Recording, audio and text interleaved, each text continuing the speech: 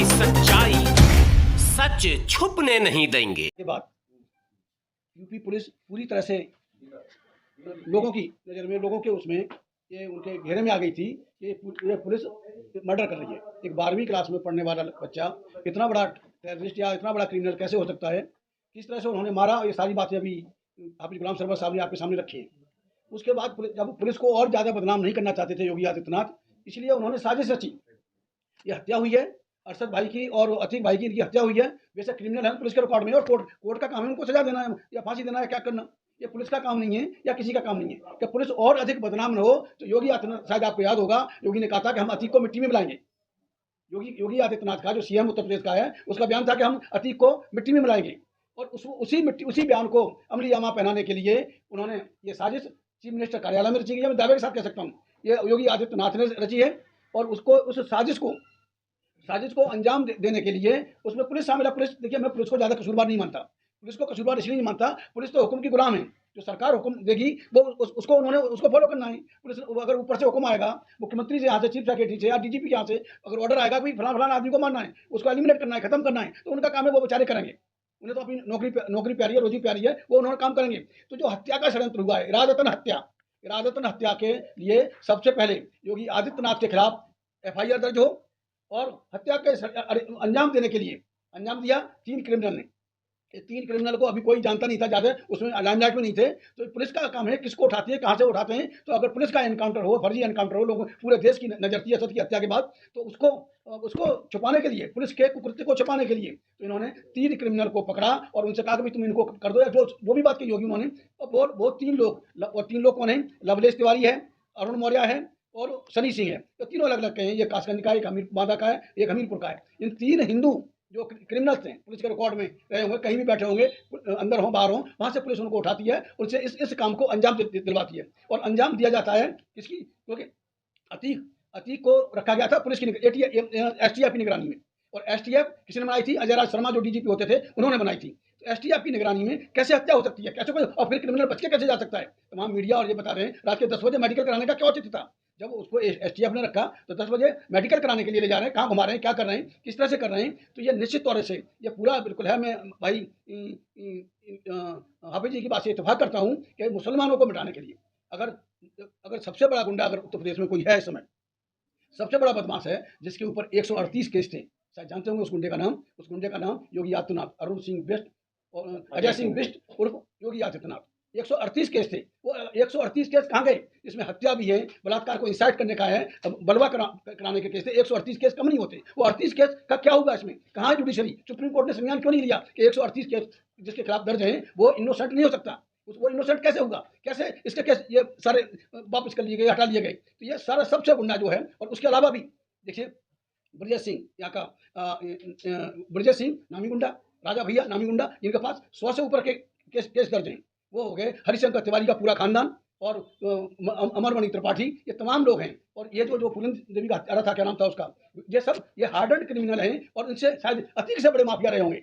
अगर पुलिस के रिकॉर्ड को खंगाला जाए तो उससे अतीक से बड़े माफिया रहे होंगे। तो ये क्या मुसलमान माफियाओं का ये एलिमिनेट मिशन अभियान है योगी का, या फिर बाकी इन जनरल सबका है? इन जनरल नहीं है ये। देखिए, इन एब्सन ये सारी हिंदू राष्ट्र की कवायद है। और हिंदू राष्ट्र के नाम पे ये 3 क्रिमिनल, मैं कई मरतबा बोला है, जो क्रिमिनल 3 क्रिमिनल बैकग्राउंड के लोग, अभी जो एक खबर आई थी, उसकी बीबीसी ने जो डॉक्यूमेंट्री आई थी, मोदी को पर्दाफाश कर दिया। मोदी मतलब गुजरात के गाँव में मोदी का पूरा हाथ, वो तड़ीपार को तो दुनिया जानती है कितना बड़ा क्रिमिनल है। और क्या वारदात को, जस्टिस लोया को मरवाने के बाद में जुडिशरी पूरे सख्ते में, जुडिशरी की हिम्मत नहीं है कि सरकार के खिलाफ कोई फैसला दे दे। तो ऐसे हालात में और मैं सबसे बड़ा जो दर्द का बयान किया भाई ने, वो है कि so called secular leader, so called secular पार्टियां, वो खामोश क्यों हैं, खाली बयानबाजी पर क्यों टिकी हुई हैं। और ये सारी जो कवायद हो रही है उत्तर प्रदेश के जरिए, जो कवायद हुई है कि 3 हिंदू क्रिमिनल से इसको अशरफ को और इसको अतीक को मरवाया गया है, तो वो हिंदू मुस्लिम करना और उसके जश्न को मनाना, जय श्री राम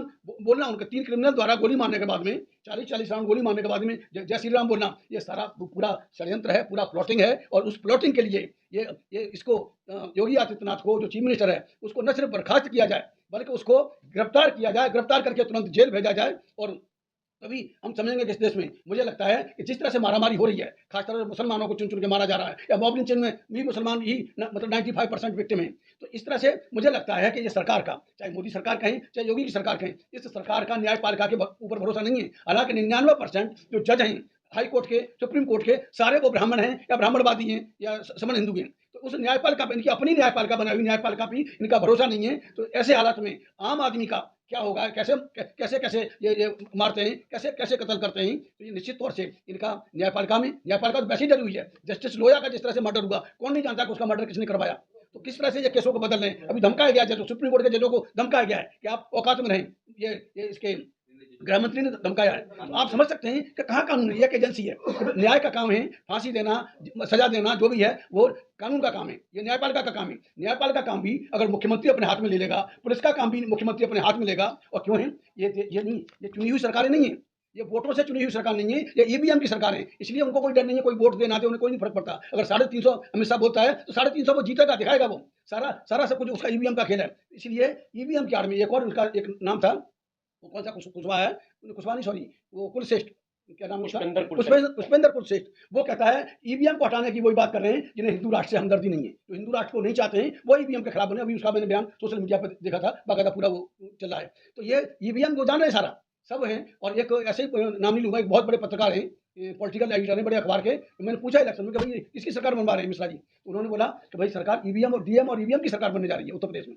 उत्तर प्रदेश की जो बात 22 का चुनाव था, तो ये क्लियर कट है, दुनिया जानती है। और जो सो कॉल्ड सेकुलर पार्टियां हैं, चाहे सपा हो, चाहे बसपा हो, चाहे कोई वो लालू की हो, नीतीश की हो, किसी की पार्टी हो, ये सब सिर्फ दिखावा करते हैं। ये बेईमान लोग मजलूमों की लड़ाई नहीं लड़ सकते, मुसलमानों की लड़ाई नहीं लड़ सकते, ये बेईमान लीडर हैं। मैं मुस्लिम समाज से अपील करूंगा कि वो ऐसे लोगों को, सो कॉल्ड सेकुलर, वो ज़्यादा खतरनाक है। दुश्मन से तो सावधान हो सकते हैं, जो सेकुलर है, जो बगल में छुपे हुए जो दुश्मन है हमारे, उनसे कैसे छुपेंगे। तो ये बदला जाना चाहिए। नेता को बदलोगे तो आपके हालात भी बदलेंगे। तो मेरी यही अपील है। और मैं आखिर में सिर्फ यही कहना चाहूँगा, हत्या का षड्यंत्र रचने, अतीक की और अशरफ की हत्या का षड्यंत्र रचे, और इंक्लूडिंग उसकी भी, असद की भी, इन हत्याओं का षड्यंत्र रचने के लिए योगी आदित्यनाथ और उनके चीफ सेक्रेटरी, डीजीपी, और देखिए जो हो रहा है, डीजीपी साहब विश्वकर्मा है इस समय, है डीजीपी बदनाम होगा तो डीजीपी विश्वकर्मा बदनाम होगा। एडीजी लॉ एंड ऑर्डर या एडीजी एसटीएफ नहीं बदनाम होगा, वो ओबीसी का है, तो बदनाम हो, उसको बदल देंगे।